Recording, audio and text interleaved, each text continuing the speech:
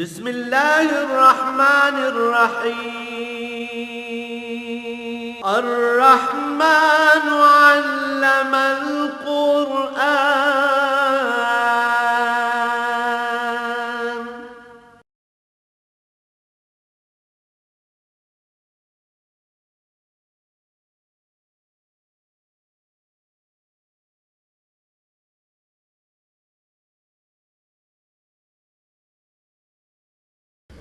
الحمد للہ رب العالمین والصلاة والسلام علی حبیبہ محمد وآلہ وصحبہ اجمعین. اعوذ باللہ من الشیطان الرجیم. بسم اللہ الرحمن الرحیم. وَلَوْ جَعَلْنَاهُ مَلَكًا لَجَعَلْنَاهُ رَجُلًا لَلْبَسْنَا عَلَيْهِمْ مَا يَلْبِسُونَ. وَلَقَدْ اسْتُهْزِئَ بِرُسُلٍ مِّن قَبْلِكَ فَحَاقَ بِالَّذِينَ سَخِرُوا مِنْهُم مَّا كَانُوا بِهِ يَسْتَهْزِئُونَ. قُلْ سِيرُوا فِي الْأَرْضِ ثُمَّ انظُرُوا كَيْفَ كَانَ عَاقِبَةُ الْمُكَذِّبِينَ. قُل لِّمَن مَّا فِي السَّمَاوَاتِ وَالْأَرْضِ قُل لِّلَّهِ كَتَبَ عَلَىٰ نَفْسِهِ الرَّحْمَةَ لَيَجْمَعَنَّكُمْ إِلَىٰ يَوْمِ الْقِيَامَةِ لَا رَيْبَ فِيهِ الَّذِينَ خَسِرُوا أَنفُسَهُمْ فَهُمْ لَا يُؤْمِنُونَ. وَلَهُ مَا سَكَنَ فِي اللَّيْلِ وَالنَّهَارِ وَهُوَ السَّمِيعُ الْعَلِيمُ. اللهم سبحانك لا علم لنا إلا ما علمتنا إنك أنت العليم الحكيم. مولاي صل وسلم دائما أبدا على حبيبك خير الخلق كلهم. سادہ صاحبہ محاورہ ترجمہ ان آیات مبارکہ کا یہ ہے کہ اگر ہم فرشتے کو بھی تبلیغ کے لیے یا لوگوں کی رہنمائی کے لیے دنیا میں بھیجتے تو وہ بھی انسانی وجود میں انسانی لباس میں آتا اور اسی طرح رہائش اختیار کرتا، وہی چیزیں پہنتا جو انسان پہنتے ہیں. اور یہ کوئی نئی بات نہیں ہے، پہلے رسولوں کا بھی لوگوں نے مذاق اڑایا، لیکن جن چیزوں کا وہ مذاق اڑاتے تھے مثلا اللہ کی گرفت کا یا عذاب الہی کا، بالآخر وہ ان کے گلے پڑ گئیں. اور ان لوگوں سے فرما دیجئے کہ دنیا میں پھر کے دیکھیں، روئے زمین بھی ایک کتاب ہے اور اس پر بے شمار قوموں کے قصے کھنڈرات کی صورت میں ان کی بربادی کے قصے موجود ہیں. پھر کر دیکھیں تو پتہ چلے گا کہ انکار کرنے والوں کا انجام کیا ہوا. اور ان سے فرمائیے کہ زمین و آسمان میں جو کچھ ہے کس کا؟ سب اللہ کا ہے، اور اس نے بہت رحمت اختیار کی ہے مخلوق کے لیے. لیکن ایک وقت آئے گا جب سب کو قیامت کے دن اکٹھا فرمائے گا، جس میں شبہ کرنے کی کوئی گنجائش نہیں. اور اس دن پتہ چلے گا کہ جو ایمان نہیں لائے وہ کس قدر خسارے میں رہے.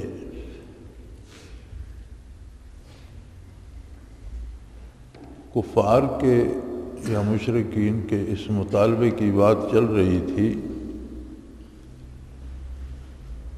کہ حضور اکرم صلی اللہ علیہ وآلہ وسلم اگر اللہ کے رسول ہیں تو شاہی دربار سے کوئی اگر افسر مقرر ہوتا ہے یا گورنر مقرر ہوتا ہے یا شاہی قاصد ہوتا ہے تو اس کے ساتھ شاہی فورس ہوتی ہے، شاہی فوج کے کچھ لوگ ہوتے ہیں یا شاہی دربار کے کچھ لوگ ہوتے ہیں. تو اگر یہ اللہ کے رسول ہیں تو ان کے ساتھ فرشتہ کیوں؟ فرشتے ہونے چاہیے تھے جو لوگوں کو یہ بات بتاتے کہ یہ اللہ کے رسول ہیں.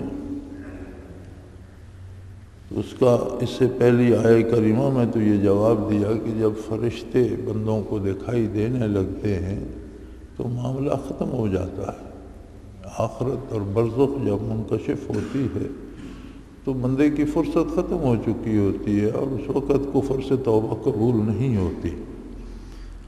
اور جس طرح یہ کہتے ہیں کہ فرشتہ ہوتا، انہیں نظر آتا، ان سے بات کرتا، تو وہ پھر اس کی صورت یہ ہوتی کہ فرشتہ بھی انسانی صورت میں آتا، تبھی یہ دیکھ سکتے، اس کی بات سن سکتے۔ جیسا ان کا لباس ہے ویسے ہی اس کا لباس بھی ہوتا، وہ بھی انسانی بن کے آتا، تو پھر اس کا کیا فائدہ ہوتا؟ وہ بھی تو عام آدمیوں کی طرح ہی ہوتا، پھر اس کا فائدہ کیا؟ اور اگر فرشتہ رہتا تو یہ سن نہ سکتے۔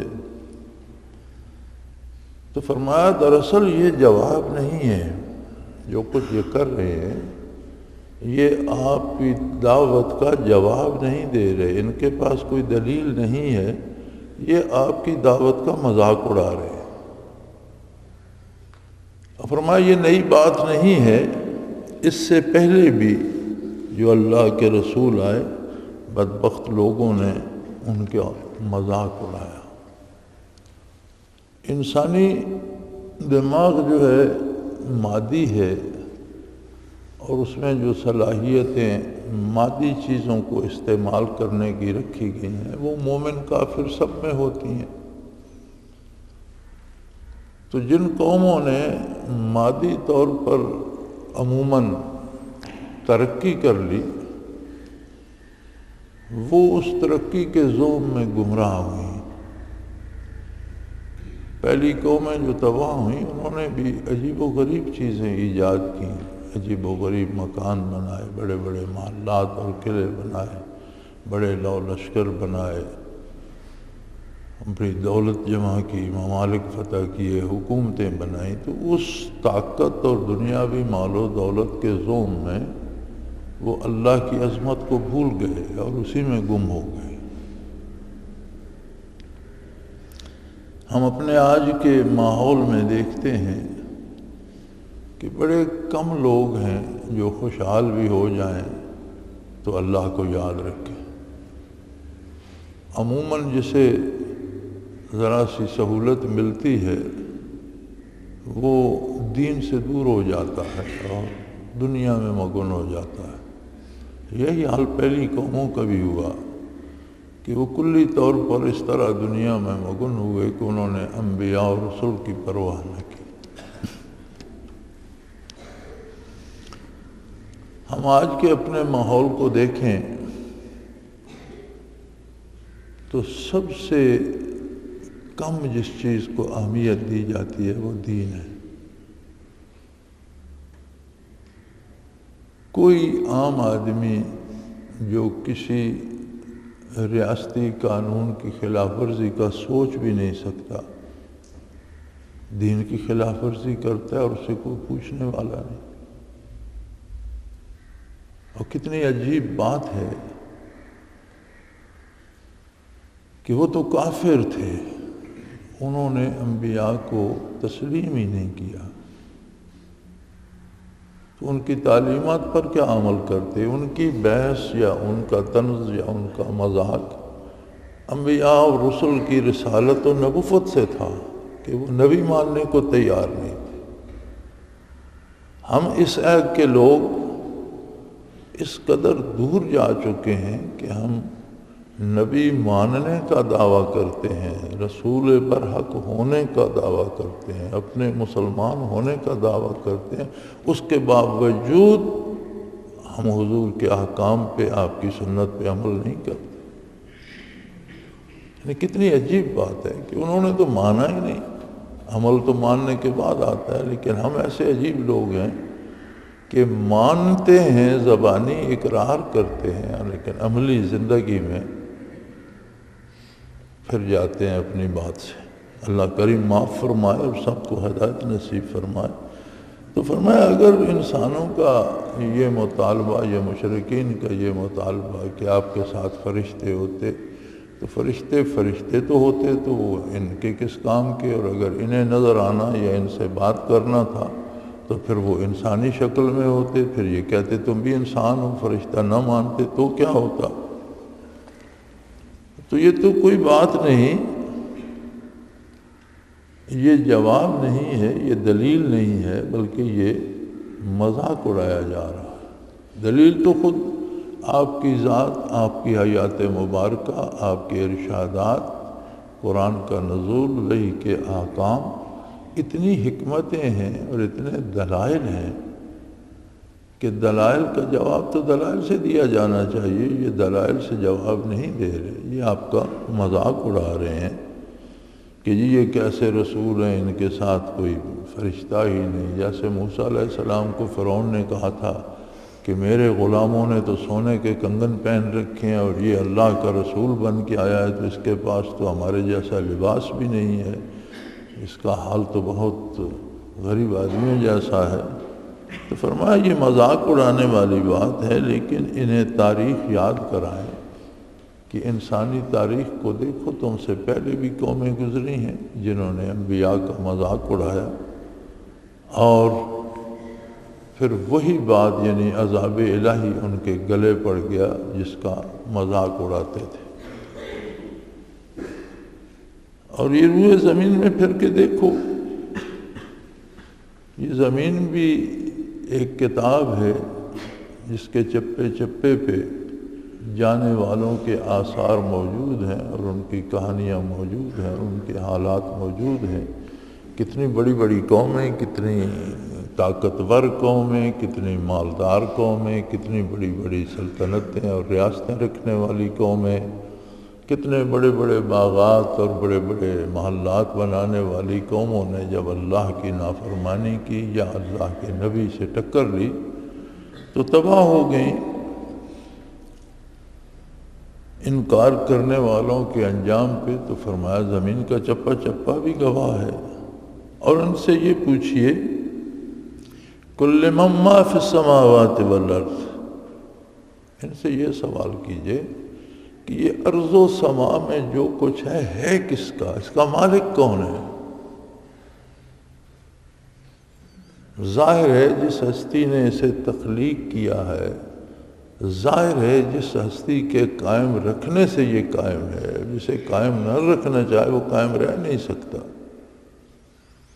جسے جس حال میں ڈھالنا چاہے وہ اس حال میں ڈھل جاتا ہے. وہ بیج سے کونپل نکالتا ہے اور کونپل سے پودا بنا دیتا ہے، پودے پہ پھول آتے ہیں، پھل آتے ہیں. یہ سارا کام قدرت لمحہ بلمحہ کرتی ہے. جسے چاہتا ہے کونپل کو خشک کر دیتا ہے، جسے چاہتا ہے پودے کو خشک کر دیتا ہے، جسے چاہتا ہے اس پہ پھل آتا ہے، جسے نہیں چاہتا اس پہ نہیں آتا. کوئی ہے جو اس کے کام میں مداخلت کر سکے؟ روئے زمین پر سب مخلوق ہے. انسان باقی مخلوق سے بہتر اور افضل ہے. انسانوں میں جو بڑے بڑے لوگ ہیں، دانشور ہیں، حکمران ہیں، مالدار ہیں، دولت مند ہیں، کیا یہ اتنی بھی ان کے پاس قدرت ہے کہ اپنا حلیہ، اپنا قد، اپنی شکل اپنی پسند سے بنا سکیں؟ تخلیق میں کسی کو کوئی دخل نہیں، کوئی اثر نہیں کسی کا. تخلیق میں وہ واحد لا شریک ہے. جب وہ پیدا خود کرتا ہے، قائم خود رکھتا ہے، تو مالک بھی وہی ہے. لمن ما فی السماوات والارض، آسمانوں اور زمین میں جو کچھ ہے وہ کس کا ہے؟ فرمایا قل اللہ، فرما دیجیے یہ سب اللہ کا، سب کچھ اللہ کا ہے. کتب علی نفسہ الرحمہ، تو مشرکین نے کہا یہ سب اللہ کا ہے. تو ہم دیکھتے ہیں مال و دولت، طاقت تو ان لوگوں کے پاس ہے جو اللہ کو مانتے ہی نہیں. اگر اللہ کا ہے تو ان کو کیوں دیتا ہے؟ بڑے بڑے مالدار ہیں، ان کے پاس مال ہے، اللہ کو نہیں مانتے. حکمران ہیں، حکومتیں ہیں ان کے پاس، وہ اللہ کو نہیں مانتے. تو پھر اللہ نے انہیں کیوں دے دیا ہے؟ فرمایا کتب علی نفسہ الرحمہ، یہ اس کی رحمت ہے اور یہ اس کی رحمانیت کا مظہر ہے. اگر وہ لوگوں کو رزق ہی بند کر دیتا تو مجبوراً انہیں اللہ کو ماننا پڑتا. تو مجبوری کا ماننا تو اسے منظور نہیں ہے. زبردستی منوانا نہیں چاہتا وہ، بلکہ وہ چاہتا ہے کہ انسان کو شعور دیا ہے، وہ اپنے شعور کو استعمال میں لا کر اپنی سوچ کے مطابق، اپنی دانش، اپنے علم کے مطابق عظمت الہی کا اقرار کرے۔ انسان کی تخلیق کا مقصد یہ ہے کہ انعرف ہو کہ یہ مجھے پہچانے۔ اگر اس کے پاس مال ہے، اس کے پاس طاقت ہے، تو وہ سب کا تجزیہ کرے کہ اس نے کہاں سے پائی، کیسے پائی اور کب تک رہے گی۔ آخر ہر چیز کو چھوڑ کے جانا ہے، اسے کون چھڑوا دے گا، اسے کہاں جانا ہے؟ تو اگر وہ ان سے روزی ہی بند کر دیتا تو پھر تو مجبوراً ہر ایک کو ماننا پڑتا۔ تو مجبوری کا منوانا تو منظور نہیں ہے، یہ اس کی رحمانیت کے مظہر ہیں۔ علماء حق فرماتے ہیں کہ یہ جو بسم اللہ الرحمن الرحیم، اس آیہ کریمہ میں رحمان بھی آتا ہے، رحیم بھی آتا ہے۔ تو رحمان بر وزن عطشان یا اس طرح ہوتا ہے، تو رحمانیت یا رحمان جس وزن پہ ہے، یہ اوصاف وقتی اور لمحاتی ہوتے ہیں۔ عطشان یا غضبان، تو غصے میں بندہ ہر وقت تو نہیں رہتا، پیاسا ہر وقت تو پیاسا نہیں رہتا، یہ وقتی اور لمحاتی صفات ہوتی ہیں۔ اس لیے اللہ رحمان للدنیا ہے، اس کی رحمانیت ہے کہ جب تک دنیا قائم ہے وہ کافر بھی، منکر بھی، بدکار بھی، ہر کوئی اپنے حصے کی روزی پائے گا، اور یہ اس کا کمال رحمت ہے۔ لیکن رحیم بروزن علیم، یہ وہ صفت ہے جو دائمی ہوتی ہے۔ جیسے علیم، حکیم، عالم ہے یا طبیب ہے، تو ان کی ذاتی صفت بن جاتی ہے جو ہمیشہ ان کے ساتھ رہتی ہے۔ اسی طرح رحیم اللہ کا وہ وصف ہے جو ہمیشہ جس سے رحمت ملتی ہے۔ اور فرمایا الرحمن للدنیا والرحیم للآخرہ، دنیا میں رحمانیت کا اظہار ہے۔ مومن کافر ہر کوئی اسی ہوا میں سانس لیتا ہے، آکسیجن پاتا ہے، سورج کی گرمی لیتا ہے، صحت پاتا ہے، دولت، عزت، مال، اولاد، گھر، سب کچھ پاتا ہے۔ یہ اس کی رحمانیت ہے، رحمت عامہ ہے۔ لیکن جب دنیا سے آگے جاؤ گے، برزخ میں، آخرت میں قدم رکھو گے، تو وہاں اس کی رحیمیت کا اظہار ہوگا۔ وہاں جس کے پاس ایمان ہوگا اسے رحمت الہی ملے گی، ایمان نہیں ہوگا تو رحمت نہیں پا سکے گا۔ سو فرمایا یہ تو اس کی رحمانیت کا اظہار ہے، لیکن ایک وقت آ رہا ہے لَيَجْمَعَنَّكُمْ إِلَىٰ يَوْمِ الْقِيَامَةِ، قیامت کا دن آ رہا ہے جس میں شبے کی، ادنا سے شبے کی بھی کوئی گنجائش نہیں ہے۔ یہ کہنا بھی درست نہیں ہے کہ کیا پتہ آخر میں کیا ہوگا۔ یہ ایک عام جملہ جو عوام کہہ دیتے ہیں، وہ جی کس نے جا کر دیکھا ہے کیا ہوگا، یہ بڑا غلط ہے اور یہ ایمان سے نکال دینے والا جملہ ہے۔ اللہ نے بتایا، جس نے آخرت بنائی ہے اس نے اس کے بارے بتایا، جو بھی اس نے بتایا قرآن کریم میں وہ سب درست ہے، یقینی ہے۔ پھر نبی کریم صلی اللہ علیہ وسلم نے بہت تفصیل بتائی، اور حضور نے آخرت دیکھی بھی ہے۔ یہ جو کوئی کہتا ہے نا یہ جملہ کس نے دیکھا ہے، اسے بتاؤ محمد الرسول اللہ نے دیکھا ہے۔ جنت و دوزخ کا معائنہ بھی فرمایا، اپنی دعوت میں بھی فرمایا کہ میرے سامنے دونوں عالم ہیں، میں تمہیں اس جہان کی خبر دے رہا ہوں۔ تو یہ جہالت ہے یہ کہنا کہ کس نے دیکھا آگے کیا ہوگا۔ اللہ نے بتایا جس نے آگے بھی سب کچھ بنایا ہے، اور اللہ کے نبی نے بتایا جسے اللہ نے بتایا ہے، اور جسے اللہ نے دکھلایا بھی ہے۔ سو یہ اتنا یقینی ہے کہ اس میں کوئی رائی برابر شک کرنے کی گنجائش نہیں ہے۔ الذین خسروا انفسهم فهم لا یؤمنون، ہاں کچھ بد نصیب ایسے ہیں جو اپنے آپ کو تباہ کر چکے۔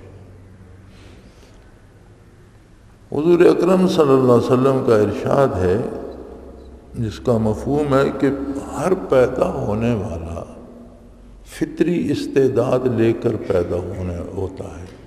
کل مولود یولد علی فطرہ، ہر پیدا ہونے والا فطری استعداد لے کر دنیا میں آتا ہے.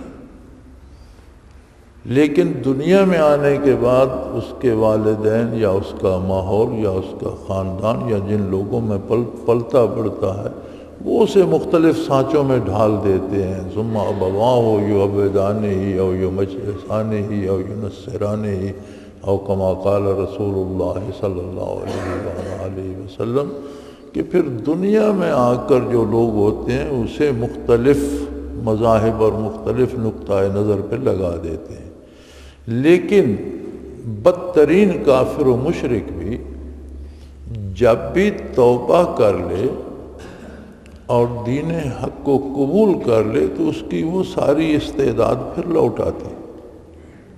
جس طرح سونے کو کہیں وہ کئی دھاتوں میں ملا دیں یا مٹی میں دفن کر دیں یا وہ کہیں رولتا رہے، لیکن جب بھی نکال کر اسے آگ پہ چڑھائیں گے چرخ کھائے گا تو صاف سونا بن جائے. تو انسانی استعداد پھر سے زندہ ہو جاتی ہے. لیکن ہوتا یہ ہے کہ آدمی جب مسلسل گناہ کرتا رہے، نافرمانی کرتا رہے، تو اللہ کریم اس سے ناراض اور خفا ہو جاتے. اور یہ اللہ کی ناراضگی دلوں کو اس قدر سیاہ کر دیتی ہے کہ پھر توبہ کی توفیق بھی نصیب نہیں ہوتی. تو فرمایا سب سے بڑا نقصان اپنا ان لوگوں نے کیا جنہیں توبہ نصیب نہیں ہوتی، جنہیں ایمان نصیب نہیں ہوتا. دنیا میں لوگوں کو نقصان ہوتا ہے، مکان گر جاتے ہیں، مال میں خسارہ ہو جاتا ہے، کاروبار میں نقصان ہو جاتا ہے، صحت خراب ہو جاتی ہے، بھائی بیٹے رشتہ دار فوت ہو جاتے ہیں، ہر طرح کے نقصان ہوتے ہیں. فرمایا یہ زندگی کی ایک روش ہے. حقیقی نقصان یہ ہے کہ جسے ایمان نصیب نہ ہوا اس نے اصل نقصان کیا. دنیا کا مال اگر چلا بھی گیا تو ایک دن تو بندے نے خود بھی چلا جانا ہے اور مال نے یہیں رہ جانا ہے. یہ واقعہ تو ایک دن ہونا ہے. اگر کسی کے پاس مال ہے بھی تو وہ چھوڑ کے چلا جائے گا. بھائی بہن اگر یا والدین رخصت ہو گئے تو وہ کوئی مٹ نہیں گئے، آخرت میں پہنچ گئے، ہم نے بھی وہیں پہنچ جانا ہے. یہ تو کوئی نقصان نہیں ہے. یہ اللہ کریم کا بنایا ہوا ایک نظام ہے اور اس کے مطابق کائنات چل رہی ہے. فرمایا اصل اور حقیقی نقصان یہ ہے، سب سے بڑا خسارے میں کافر ہے جسے ایمان نصیب نہیں ہوا، جس کے لیے بخشش کی کوئی امید نہیں. جو کفر پر مر جائے گا پھر اسے موقع ایمان لانے کا نصیب نہیں ہوگا، پھر وہ ہمیشہ ہمیشہ عذاب الہی میں رہے گا. اور مومن کو اگر نقصان سے بچنا ہے تو اسے محمد الرسول اللہ صلی اللہ علیہ وسلم کا اتباع کرنا چاہیے. زندگی کے ہر شعبے میں جہاں جہاں اس سے سنت چھوٹ جاتی ہے رسول اللہ صلی اللہ علیہ وسلم کی، وہ اس کا نقصان ہے. حقیقی نقصان یہ ہے. کسی سے فرائض چھوٹ جاتے ہیں، یہ نقصان ہے. حلال و حرام میں دھوکہ کھا جاتا ہے. حقیقی نقصان یہ ہے جس نقصان کا اثر اس کی ابدی اور دائمی اور اخروی زندگی پہ پڑتا ہے.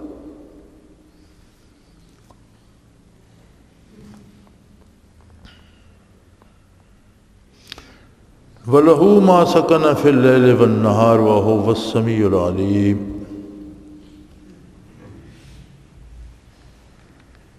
شب و روز کا تماشا ہے دنیا میں،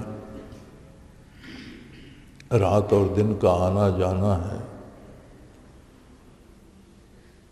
اور ایسا عجیب اللہ کریم کا نظام ہے کہ یہ ایک دوسرے کے پیچھے لگے ہوئے ہیں اور دنیا کے گلوب کے گرد گھوم رہے ہیں. دن آ رہا ہے، رات جا رہی ہے. اور آج کل تو لوگ سیاروں میں بیٹھ کر دور تک چلے گئے فضاؤں میں. تو جو لوگ خلاؤں میں فضاؤں میں گئے ہیں وہ کہتے ہیں کہ خلا سے اگر زمین کو دیکھا جائے تو ایسے پتہ چلتا ہے جیسے رات اور دن اس کے گردا گرد بھاگ رہے ہیں، تاریکی اور روشنی اس گلوب کے گردا گرد ایک دوسرے کے پیچھے بھاگ رہی ہے۔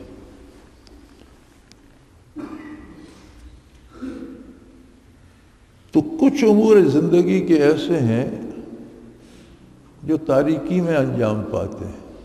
مثلا دانے کو آپ زیر زمین دفن کر دیتے ہیں تو وہ اس میں نمو پیدا ہوتی ہے، اگر اسے ایسے ہی رکھیں تو اس میں نمو پیدا نہیں ہوتی، وہ تاریکی اس میں نمو پیدا کر دیتی ہے۔ اسی طرح بہت سے امور ایسے ہیں جو رات کی تاریکی میں ہوتے ہیں جن کے لیے تاریکی ضروری ہے، اور بہت سے امور ایسے ہیں جن کے لیے سورج کی روشنی اور گرمی ضروری ہے۔ تو جو کچھ دن میں ہوتا ہے یا جو کچھ رات میں ہوتا ہے وہ سب اسی کا ہے، وہ سب کا مالک۔ جو رات میں ہوتا ہے وہ بھی اسی کی دی ہوئی قوت سے ہوتا ہے اور اسی کے پروگرام اور حکم کے مطابق ہوتا ہے۔ جو دن میں ہوتا ہے وہ بھی اسی کی دی ہوئی قوت سے ہوتا ہے اور اسی کے حکم اور اسی کے پروگرام اور نظام کے مطابق ہوتا ہے۔ اور یہ یاد رکھو وَهُوَ السَّمِيعُ الْعَلِيمُ، وہ ہر بات کو سنتا، ہر بات کو جانتا ہے۔ اگر انتہائی تاریک رات میں کسی انتہائی گہرائی میں کسی پتھر پر کوئی چیونٹی بھی رینگتی ہے تو وہ اس کے چلنے کی آواز بھی سنتا ہے اور اس کی حرکت کو بھی جانتا ہے۔ کوئی ظاہراً عمل کرتا ہے تو اللہ کے روبرو ہے، دل میں جو سوچتا ہے وہ بھی اللہ کریم کے روبرو ہے۔ تمہاری سوچ تمہاری فکر بھی اس سے چھپی ہوئی نہیں۔ اس بات کا خیال رکھو کہ تم جو الفاظ منہ سے نکالتے ہو وہ صرف لوگ نہیں سن رہے، اللہ کریم بھی سن رہا ہے۔ جو کام کرتے ہو وہ صرف لوگ نہیں دیکھ رہے، اللہ کریم بھی دیکھ رہا ہے۔ اور صرف یہ ایک فلسفہ سمجھ میں آ جائے تو کتنی ایسی برائیاں ہیں جو ہم لوگوں کے سامنے نہیں کر سکتے، کہ لوگ دیکھیں گے تو میرے بارے کیا سوچیں گے، مجھے اچھا نہیں سمجھیں گے۔ اگر لوگوں کی جگہ آپ اللہ کو رکھیں، لوگ تو ظاہر ہی دیکھیں گے، اندر تو نہیں دیکھ سکیں گے۔ تو اللہ کی عظمت تو یہ ہے کہ وہ ظاہر کو بھی دیکھتا ہے اور اندر باطن فکر کو بھی دیکھ رہا ہے، سن رہا ہے۔ تو برائی مسلمان سے خود چھوٹ جاتی ہے، اسے شرم آ جاتی ہے کہ میرا پروردگار میرے سامنے ہے، میں اللہ کے روبرو کس طرح غلط الفاظ زبان سے کیوں نکالوں، بد کلامی کیوں کروں، غلط کام کیوں کروں اور غلط سوچوں کیوں۔ تو سوچ بھی سدھر جاتی ہے، کردار بھی سدھر جاتا ہے اور گفتار بھی سدھر جاتی ہے، لیکن حضور حق کا احساس زندہ ہو جائے۔ اور یہی دین کی اساس اور بنیاد ہے کہ بندے کو اللہ سے ملا دیتا ہے، اسے حضور حق حاصل ہو جاتا ہے۔ اٹھتے بیٹھتے ذاتی معاملات ہوں، خاندانی ہوں یا ملکی قومی، ہر معاملے میں وہ اس طرح سوچتا ہے کہ اللہ کا حکم کیا ہے اور میں کیا کرنے جا رہا ہوں، اور اللہ کے حکم کی اطاعت کرتا ہے، اللہ کے نبی کی اطاعت کرتا ہے تو سارے معاملات سدھر جاتے ہیں۔ وآخر دعوانا ان الحمدللہ رب العالمین۔ اللہ اللہ اللہ اللہ اللہ اللہ اللہ اللہ۔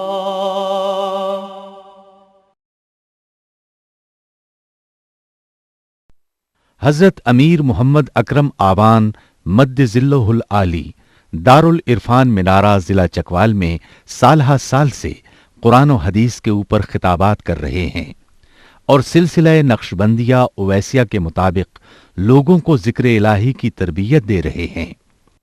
وہ قرآن پاک کی تفسیر ترتیب وار بیان کر رہے ہیں۔ تفسیر قرآن کو وہ موجودہ ملکی اور بین الاقوامی حالات کے مطابق بیان کرتے ہیں۔ मोटर वे से कलर कहार के इंटरचेंज से निकलते हुए कलर कहार की झील से होते हुए मियानी, बोछाल और नूरपुर से गुजरते हुए दारुल इरफान मिनारा पहुंच सकते हैं। हजरत अमीर मोहम्मद अकरम आवान ने बच्चियों और बच्चों की दीनी और दुनियावी तालीम के लिए सिकारा एकेडमी के नाम से एक दरसगाह भी कायम की है, जिसका इफ्तिताह मुल्क पाकिस्तान के सदर जनरल मोहम्मद ज़ियाउल हक ने अपने दस्ते मुबारक से किया था। वो तमाम अहबाब जो इस्लाम की तलब रखते हैं, उनसे गुजारिश है कि दारुल इरफान मिनारा जिला चकवाल में अमीर मोहम्मद अकरम आवान साहब के खिताबात से मुस्तफीद हों। वो हर जुमे को नमाज से पहले बयान फरमाते हैं। हर माह की पहली इतवार को माहाना इज्तिमा होता है, जिसमें आप खुसूसी खिताब फरमाते हैं और पाकिस्तान के चारों सूबों से अहबाब इस इज्तिमा में शिरकत करते हैं। इसके अलावा यहाँ साल में 2 मरकजी इज्तिमात भी होते हैं, एक रमजानुल मुबारक में एतिकाफ का इज्तिमा और दूसरा जुलाई और अगस्त में 40 दिन का इज्तिमा होता है, जिसमें रूहानी तरबियत की जाती है। अपना खून सीमाब देकर इतना हम कर जाएंगे, नाम आका का चमन में फिर रकम कर जाएंगे।